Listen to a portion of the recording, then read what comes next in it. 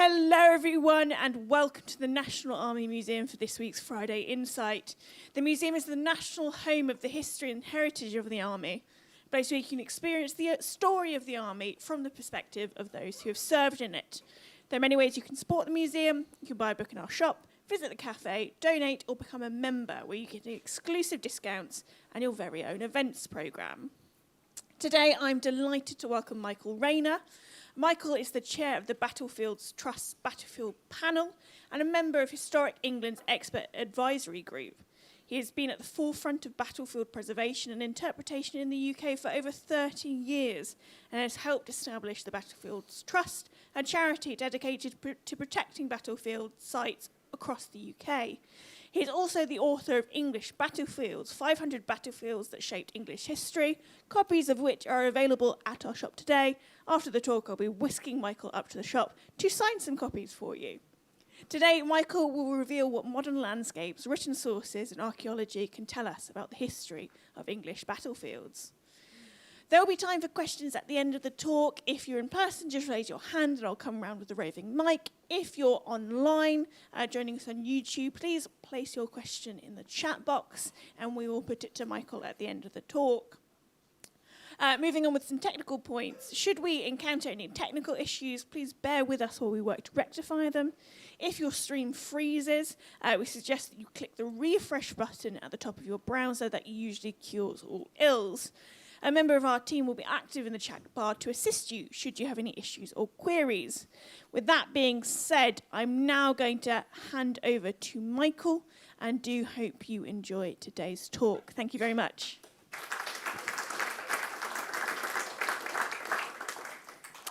Thank you very much, Amy, and welcome to everyone. Good afternoon. Good to see such a large number of you have turned out in this dreadful weather. Having come down from Norfolk this morning, I always worry about the state of the trains with wet weather and even worse, wet leaves, but there were no problems, thankfully, so here we are. So 500 battlefields which shaped English history. We've only got 45 minutes, so I won't be going through all 500, only a very select sample to illustrate some points that I'm going to be making.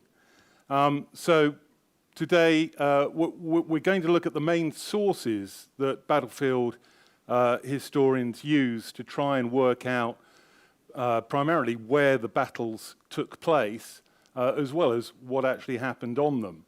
You'll notice the two sort of slightly different aspects there, the battlefield and the history of the battle being two different areas of study.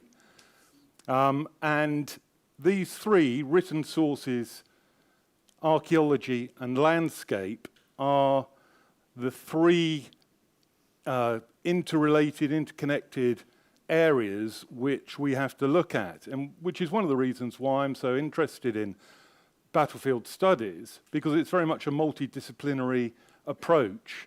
You can't just be a historian you can't just be a historian looking at written sources, but you also have to look at the archaeological record where available, and also the landscape history. So we'll be looking at these in more detail. It's more than 20 years since I first wrote the book English Battlefields. And earlier this year, the History Press has republished it, but it's an entirely new edition because so much has happened in the world of battlefield studies over the last 20 years that a full update was needed, particularly in terms of the archaeological evidence, but also on how the battlefields are presented. And by that I mean things like information or interpretation panels which have been put up on battlefields across the country in the last 20 years. And this is a result of greater interest, particularly by local groups, local history groups, local perhaps village groups, parish councils, that sort of thing, who've realised they have their own battlefield and they want to do something with it. They want to present it to the wider world. But also through the work of other organisations, a lot of local battlefield societies, and also the work of the Battlefields Trust. So the new edition also has a number of new entries in it, not because they've suddenly been discovered, but because more work has been done on some of these sites. And these are generally, the new entries are British Civil War skirmishes.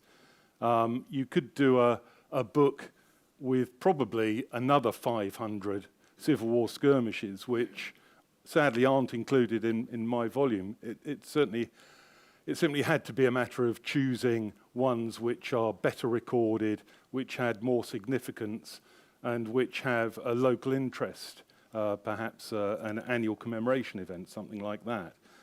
Yeah, a number have been added. Some of the maps in the book have also been amended to take account of new interpretations, and a new one for Stow-on-the-Wold, British Civil War battle in 1646, which was in the original edition the only one not to have a map, and I'll talk about why that was a little bit later. Winwick as well, another British Civil War's battle near Preston, has become registered since that volume was written, so it merits a larger entry. So all that is hopefully of interest, and if you have the original edition, we'll spur you on to get the second one. So it's worth noting that a talk at the National Army Museum, which covers the history of the British Army, really from its foundations during the Civil Wars with the new model to the modern day, does have at least half of the entries in the book. There's a huge amount on the British Civil Wars in there. But, of course, there's also a lot. The other half is about largely earlier battles from the Roman period up to the 1640s. And I hope you'll find the few examples I'm choosing from that period interesting as well, because obviously that's not something that is covered in the displays at the NAM. Right, excuse me. I think the eyesight's deteriorated. I need to go up a font size. That's the trouble. So we need to look at these three areas up on the screen there. And traditionally, battlefield studies have relied heavily on written sources. And from this, it could be anything from eyewitness accounts through to the works of modern historians. In the early 90s, that's the 1990s, the National Army Museum worked with English heritage, or for English heritage, as it then was before it split into English heritage and historic England, to prepare the Register of Historic Battlefields.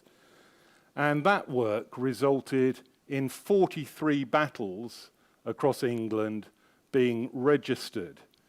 To be registered, they had to meet certain criteria, not least, the most important one, being able to actually locate the battlefield with a very high degree of certainty on the landscape.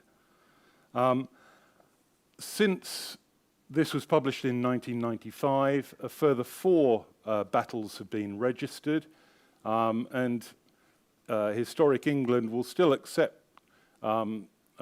registration applications, at which they'll then consider to see if there is enough evidence, because there is the possibility of new evidence coming to light, particularly archaeological, that might lead to new registrations.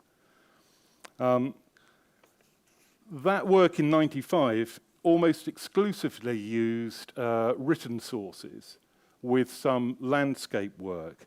There was no archaeological evidence to be used at that time.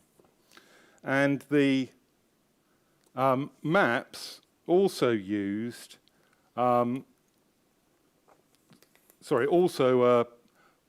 on in red. You don't need to be able to read it really, just to see the red markings here, on how to perhaps interpret and present the battles from a tourism perspective.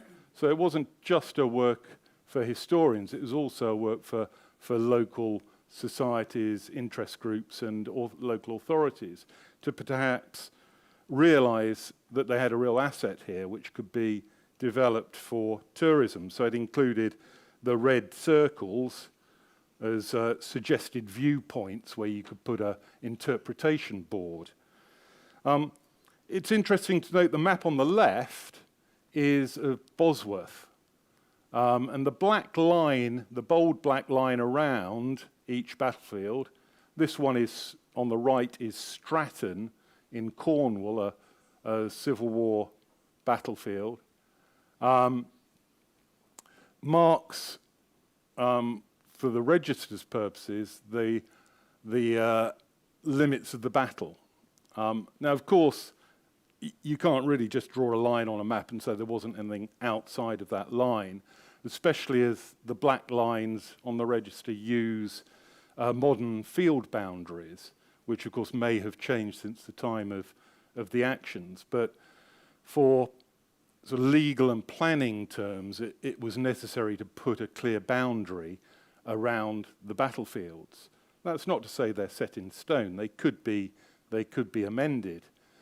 And on the left, Bosworth is of particular interest because you'll notice there are no black blocks as there are for Stratton and I think all the other register entries, which denote where the troops were actually formed up. And I think this is because even in the mid-90s, when this work was done, there was a realization that perhaps they didn't actually know where the troop blocks were at Bosworth. And indeed, that proved to be the case because the orthodox view at the time was that the battle was fought at Ambion Hill, pretty much at the top of the registered area, where if you've been to Bosworth battlefield, that's where the battlefield centre is. And that's how the battle was interpreted at the time.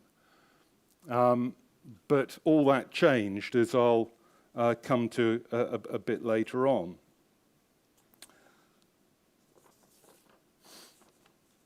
Yeah, and as I said, the work was carried out by the National Army Museum largely, led by David Smurthwaite, who worked at the NAM at the time and was also the author of the valued Ordnance Survey Guide to Battlefields in Britain, which was published in the mid-80s. Now, written sources for battlefield studies are obviously a huge range, particularly from the early modern period onwards, as levels of literacy increased. The study of history became better established, and also the use of the media and propaganda became more widespread. So, again, just for illustrative purposes, here's an account of the Battle of Lostwithiel in 1644, which was written by a royalist who were on the winning side to King Charles I. And Lostwithiel is one of those 4 battlefields which has been added to the register since it was first put out. In fact, for some reason, I'm not quite able to understand, it's got 2 register entries, Lostwithiel. I think because it was a large, geographically spread over a large area and over several days. So I think that's why it ended up being having 2 register entries. But eyewitness accounts on their own of a battle, on one hand, are of course really useful. It's great to have an account from someone who was actually present. But as the Duke of Wellington wrote after Waterloo, quote, "The history of a battle is not unlike the history of a ball. Some individuals may recollect all the little events of which the great result is the battle won or lost, but no individual can recollect the order in which, or the exact moment at which they occurred, which makes all the difference as to their value or importance." So, yeah, it's probably worth listening to the Duke of Wellington there. when it comes to trying to assess the usefulness of eyewitness accounts. Although in Wellington's case, it's not a little ironic, given his understandable interest in having the Battle of Waterloo and other battles portrayed in a certain way. But that's another talk altogether. Eyewitnesses will often have their own agenda to pursue, whether it is to emphasize, or dare I say, exaggerate the great deeds of their unit, or the denigration of other units or individuals. Eyewitness accounts may flesh out their own version of events by using information from other sources, particularly if they're written shortly after the event. They may be aware of other accounts of a battle, and then it's very difficult to sort of filter out what that witness actually saw and what they're using as second-hand. And eyewitnesses may often write their accounts years later, quite often for monetary gain, and therefore they may overemphasize certain aspects of a battle to make it a more gripping read. And we certainly find that, again, looking at the Napoleonic Wars. A lot of memoirs come out perhaps 20 years after the battle, when there's renewed public interest in it, which are very exciting reads, but perhaps are glossing the truth a little bit. Personal letters as well, depending on who they're sent to, can be revealing, particularly pre-censorship, although many writers would self-censor to avoid undue worry back at home. And then personal diaries are perhaps the most honest, although rare for battles which took place in England, simply because of the time and the time when diary writing became more popular. And of course, there are also official accounts, dispatches, official pamphlets, reports to Parliament, that sort of thing, which again might not be entirely accurate.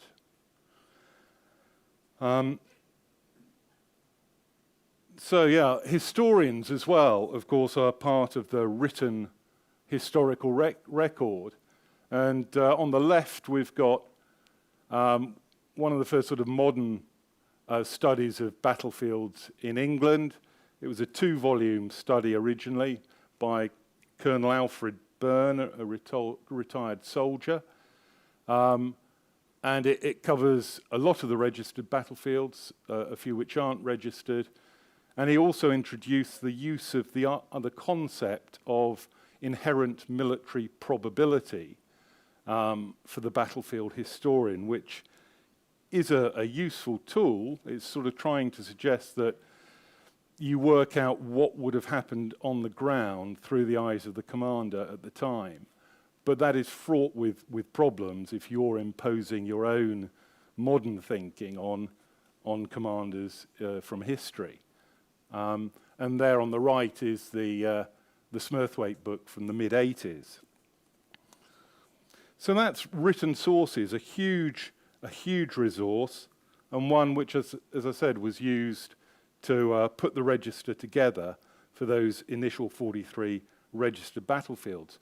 The panel at the time, which considered all these, also looked at a lot of other battles which didn't make the cut for the register because it was felt there wasn't sufficient evidence to pinpoint them on the ground, or perhaps because they didn't meet one of the other criteria, such as they weren't historically significant enough, or they were regarded as a skirmish rather than a battle, or that they were an action of civil disobedience rather than between formed bodies of troops. And I think that one's perhaps a slightly grey area, but that means that some rebellions wouldn't be included on the register, but perhaps it also removed the politically sensitive areas of looking at fighting in Northern Ireland, or even some people have suggested the miners' strike as a civil disobedience action, but they didn't make the cut. So moving on to archaeology, and specifically battlefield archaeology, as I said, it wasn't used in the registered deliberations. And this is understandable because battlefield archaeology was very much in its infancy in the early to mid-1990s. Perhaps the one exception was from the USA, where from the early 80s, a project had been carried out at the battlefield of the Little Bighorn, led by Doug Scott. And his work was quite revolutionary in that it recovered artifacts so that individual soldiers could be pinpointed on the battlefield. I mean, it was fortunate that the battlefield of the Little Bighorn was very much undisturbed when the work was done, and that's not always the case, or in fact rarely the case, with a battlefield in England. In the UK, the one exception was from Marston Moor, where Peter Newman had done work in the late 70s and early 80s, but that was only partially published in 2007, so that work wasn't available to the panel that put the register together. Probably the first archaeological work in terms of a systematic metal detector survey was first carried out at Naseby in the mid-90s under the guidance of Glenn Ford, and followed closely by work at Towton from the Wars of the Roses by Tim Sutherland and Simon Richardson. And this systematic, well-recorded and reported metal detecting has become established as the best current method of locating or confirming locations and then offering interpretations of battlefields. Of course, it's dependent partly on the period of the battle, because it becomes a lot easier once we get firearms involved, because the shot, be it from cannon or small arms, is something that simply wouldn't be cleared or couldn't be cleared after a battle in terms of scrap. And because of the quantity of it as well, means that it's still lying in the topsoil, usually, for detectorists to discover today. Since the register, several usually lottery-funded projects have been carried out on English and also some non-English battlefields. So Mortimer's Cross from the Wars of the Roses in the Welsh borders, Cheriton, Edgehill, Stow-on-the-Wold, Langport, all from the British Civil Wars, Barnet and Bosworth from the Wars of the Roses as well. So a lot of work has been done, with some with really encouraging results, others with frustratingly poor results, and that's due to the recovery or non-recovery of finds, which I'll mention shortly.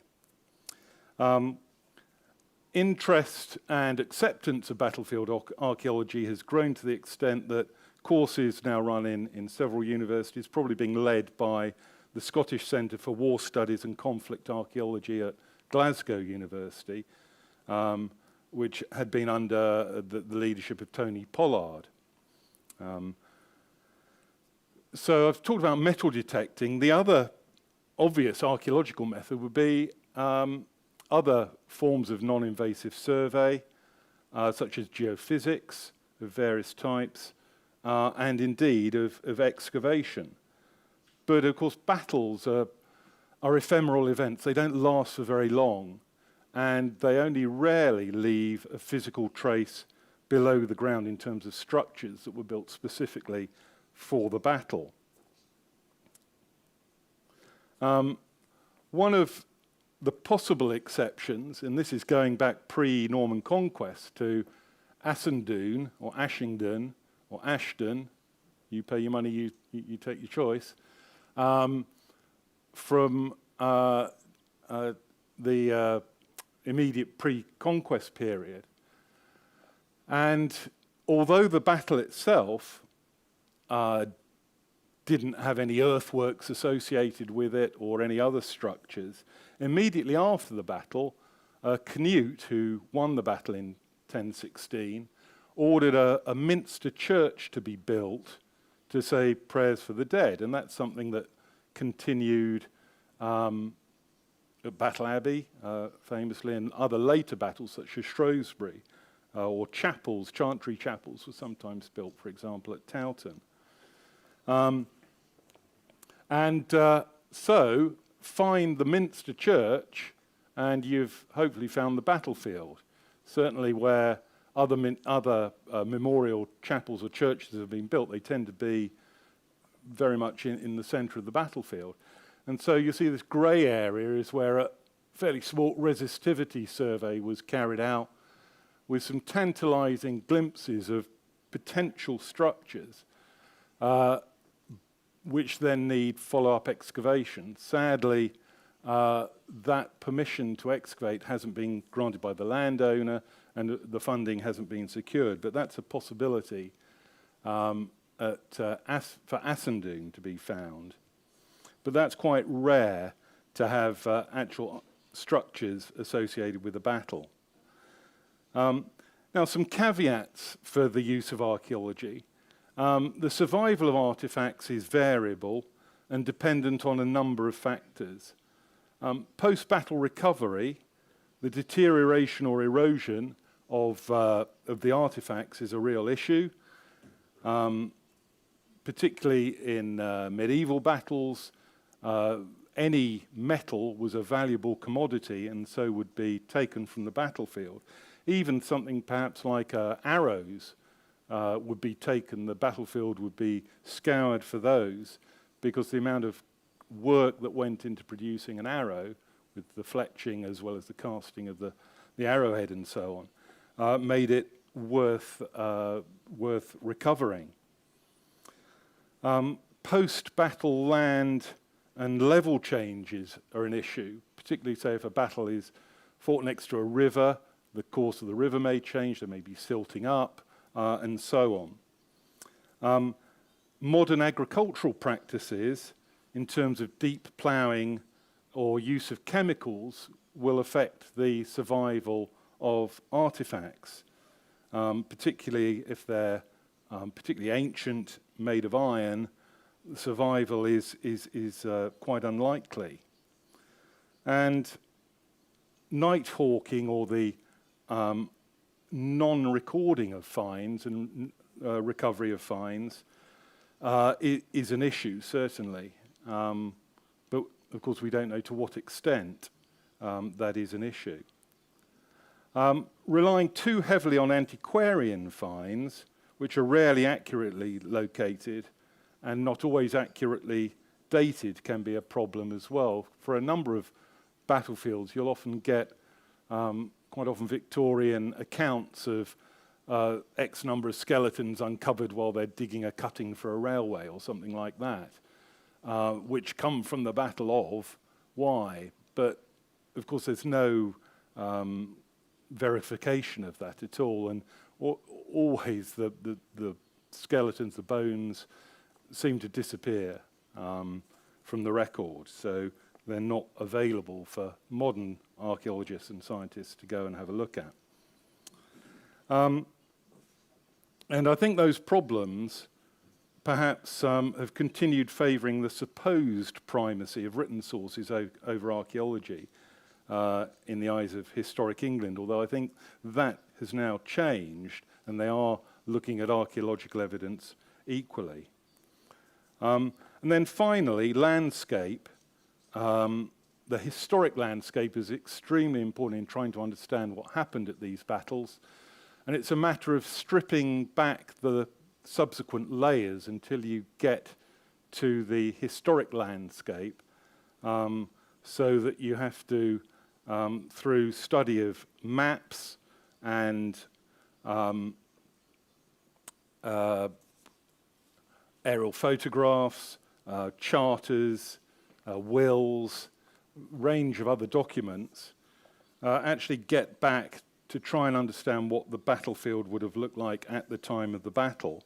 And then it's easier to try and imagine how troops moved about the landscape and how commanders would have tried to issue their orders and so on. This is a map from the late 18th century. Fornham St Genevieve is a medieval battle, 1173 in Suffolk, and not registered because we can't quite pin it down. There's one contemporary chronicle that says it was fought by the Church of St Genevieve, which is here, and here's the River Lark, and just further to the south is Bury St Edmund, so that's where it is. A number of archaeological finds have come to light along the course of the Lark, probably from the rout of troops at the end of the battle as they got pinned against the river.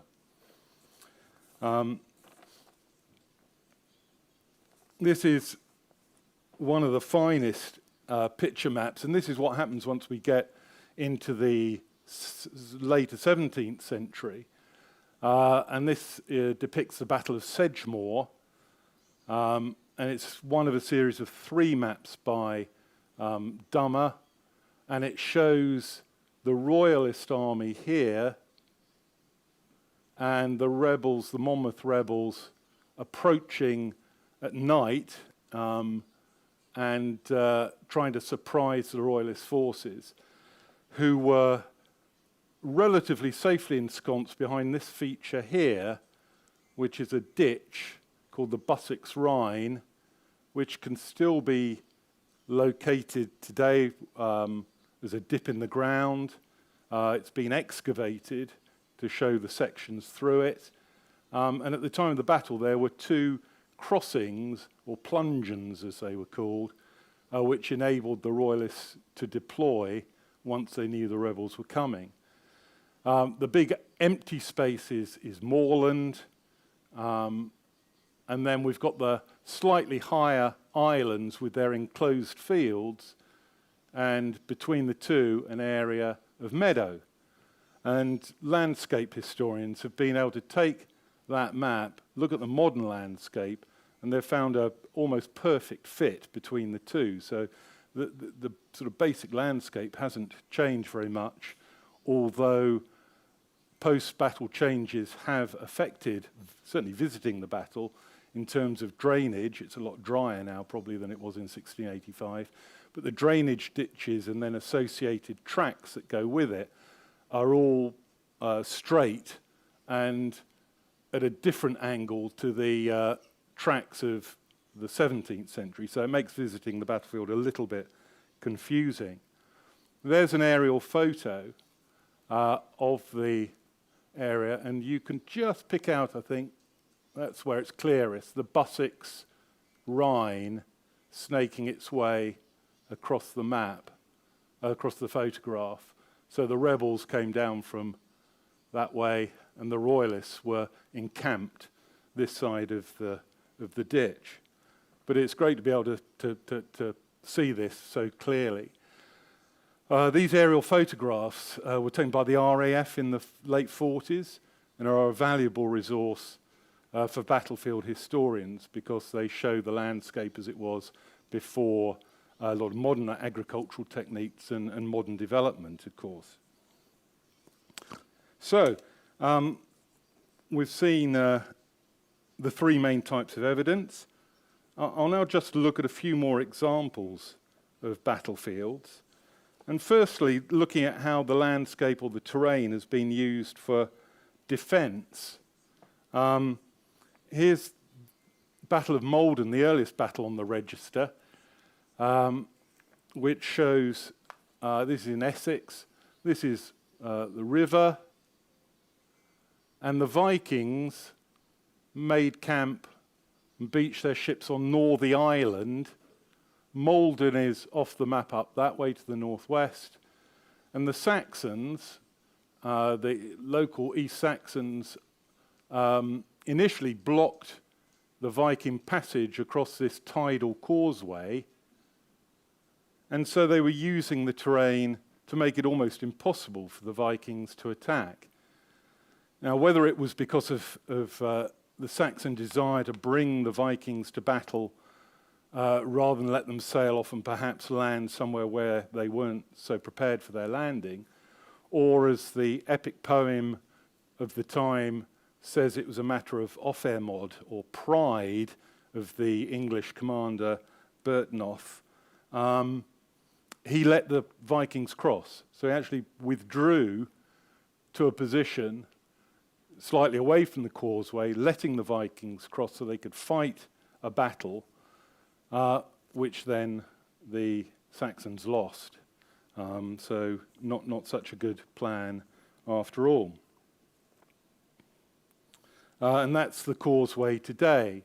So this is from Northey Island, the causeway, which is, we think, still fairly much as it would have been in 991. Geological work has been carried out to try and establish that in the 70s by George and Susan Petty. Another famous battle, slightly afterwards, Hastings. Of course, using the terrain for defence. Here's Senlac Hill with the Saxons atop it and William's army attacking from the south. And it's often the case, I think, with a lot of these sort of defensive battles. Once you've picked your position for sound defensive reasons, you're then handing the initiative over to the attacker. And it's quite common, I think more common than not, that the attacker still goes on to win the battle. Interesting, of course, at Hastings, that the battle isn't actually at Hastings. Hastings is a few miles to the south. But here's a good example of a battle being marked by a place name. You know, village is Battle, and it's got an abbey established on the orders of William the Conqueror on the site of the battle. And there we have Battle Abbey, and this part of the battlefield is probably the least changed, so you get an appreciation of what the slope would have looked like, although there has no doubt been some erosion over the centuries since the time of the battle. Winwick, which I mentioned, is one of those battlefields which has become registered fairly recently in 2018. Again, the defenders here, the Scots and Royalists, are using this streamline to try and stop the parliamentarians advancing towards them. And along the streamline is a very steep stone-cut bank, which was an excellent defensive position, called Red Bank. Sometimes the battle is referred to the Battle of Red Bank. And initially, the parliamentarians, despite outnumbering the Scots Royalists, couldn't break through.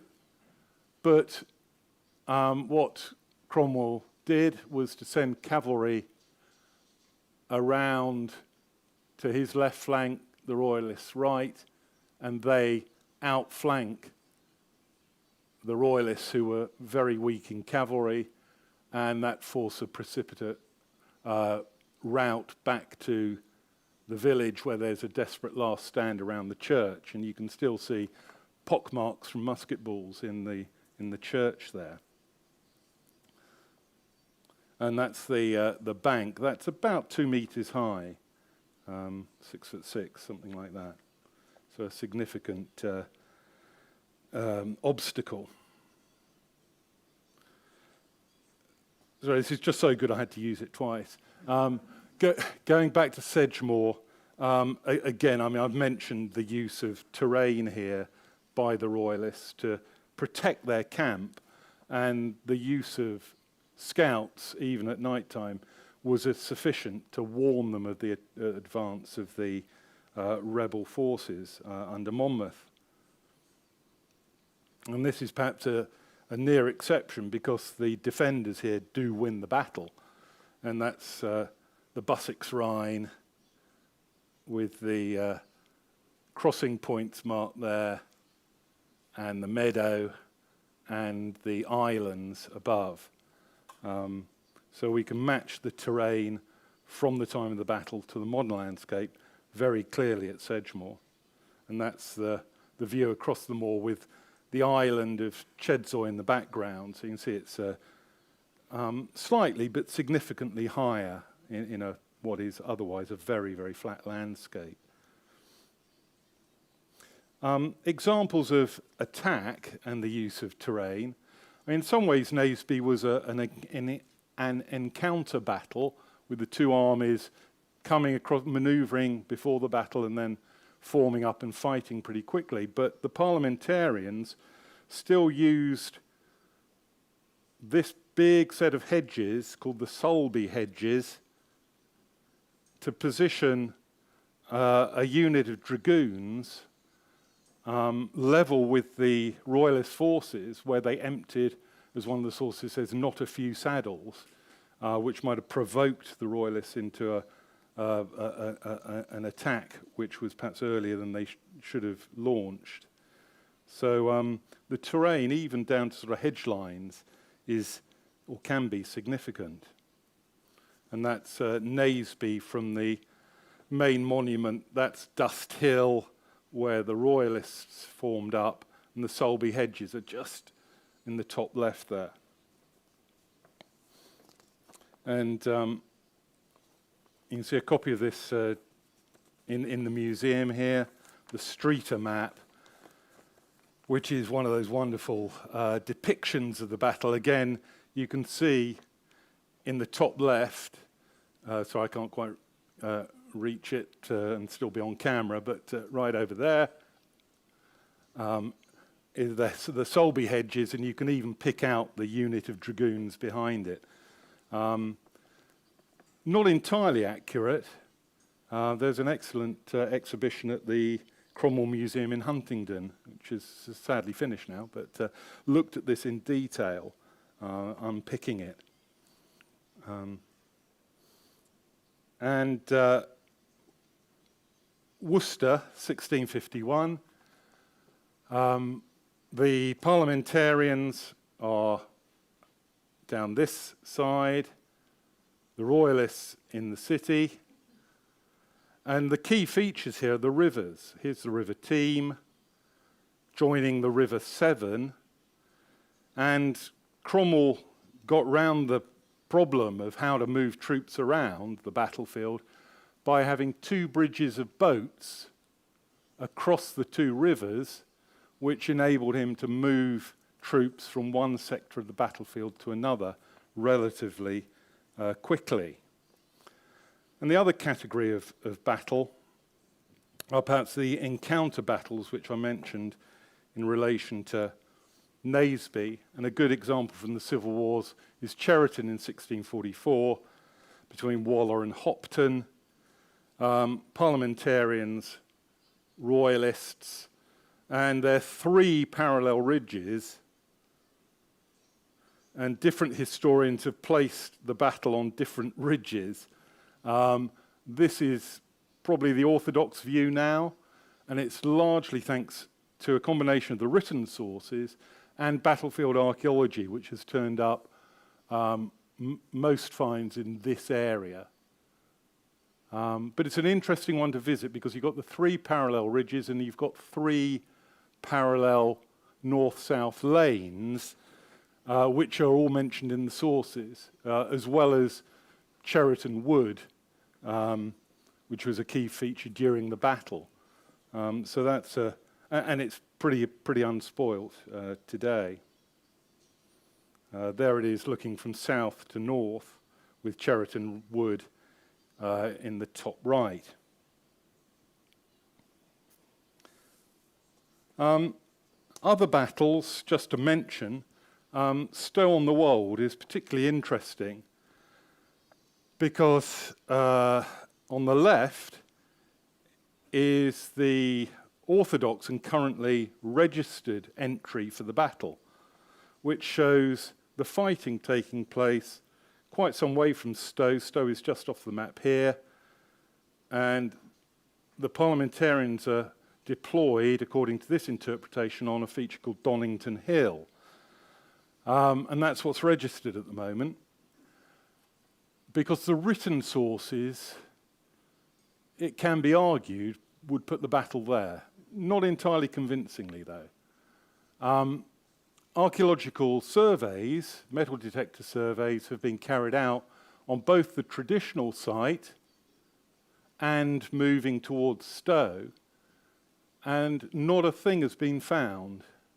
No shot, no archaeological material from the battle has been found here, but a lot has been found here, which very strongly suggests that the battle was actually fought there.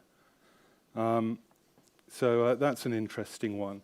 And that's thanks to work by Simon Marsh and Sam Wilson. So, to conclude, we can see how fashions in publishing has changed in 20 years as well, from the different covers of the books. But there we go. There's certainly been a lot of progress since the early 90s when the Battlefields Trust was set up. And I would encourage you, if you're interested in battlefields, visiting them, and their preservation, then do at least visit the Battlefields Trust website and perhaps consider becoming a member. They run a series of events, obviously about battlefields. And interpretations have changed for many battlefields and no doubt will continue to do so. And that's why they have been reflected in a new edition. There are also opportunities to use what's been discovered to engage with local communities who invariably will be interested in and want to present and protect their battlefield.